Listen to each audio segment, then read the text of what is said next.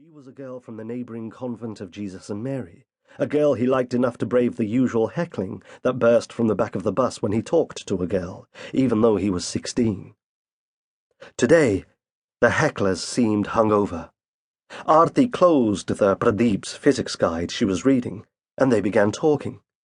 They talked about this, that, Bryan Adams, this, that, Bryan Adams' evergreen classic, Summer of '69.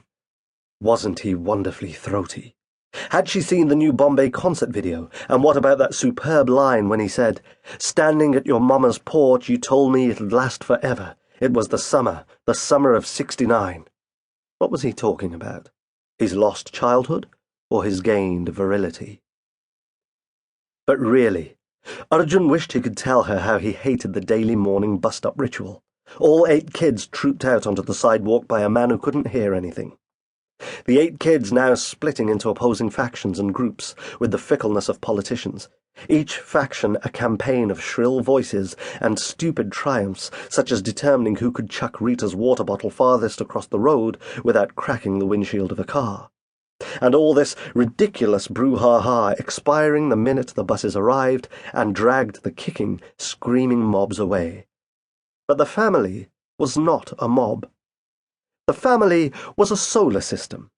The family had planets and satellites and the occasional baby that burned its way in like a mewling meteorite.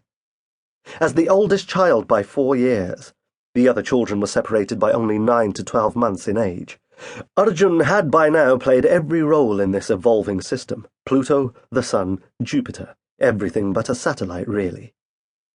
He replaced Mama as head honcho when he was 13, and she was recuperating from a difficult pregnancy. 10 kids orbiting around him, tripping over their laces to get a piece of him, waiting for him to proclaim judgment on the crooked fixture of their ties. And now he was Pluto again. Cold, on the periphery, unimportant. He still had to read nursery rhymes to the 4 babies and soothe his pregnant mother by whistling filmy tunes. But otherwise he was trapped with 24 other probing eyes spinning around him. Eyes that saw him only as a big threat to their personal nutrition at the dinner table.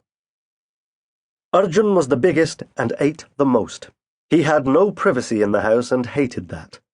For instance, last night, for exactly 1.67 seconds at 23:35 hours Indian Standard Time, he had walked in on his parents doing it in the nursery. There, in the cleft between the 3 cribs on the pinkish floor, lay Mama on her back in a polka-dotted nightie. Papa bubbling uncertainly beyond her huge stomach, the papery jaws of his pajamas famished around his ankles. The 4 babies in their cribs were screaming. Mr. Ahuja twisted his head in panic. Arjun stumbled back into the corridor. The impression he retained was less a photograph and more a rash.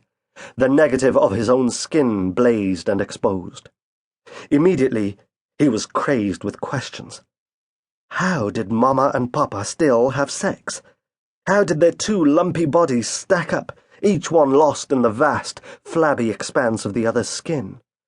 Was this sex or swimming?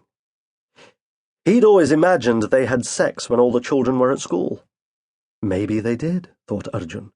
Maybe they were at it again. The thought annoyed him, and as revenge on his parents, he told Aarti on the bus. "Speaking of which, did I ever tell you about my band? We recently covered Bryan Adams songs. B-side sort of stuff, you know." "Really?" she asked. "Yeah, you should come and watch us." They passed over a series of flyovers, and the driver heroically hastened the ancient bus down the slopes. These overpasses were Papa's concrete humps, Arjun realized. Flyovers were being constructed all over Delhi as part of Urban Development Minister Ahuja's plans to rid the city of traffic lights and reinvigorate traffic flow. Even now, a number of flyovers lay incomplete, the 2 rising slopes frozen in mid-air like tongues that failed to touch. He wondered what tongue on tongue felt like. "I'd love to," said Aarti. They arrived at school. "See you later. Okay, bye," he said, swiveling his heels towards the gate of St. Columba's, and she said nothing, only looked him in the eye, and that was a good sign. Arjun wanted to slap himself on the back. God, she was so pretty. With her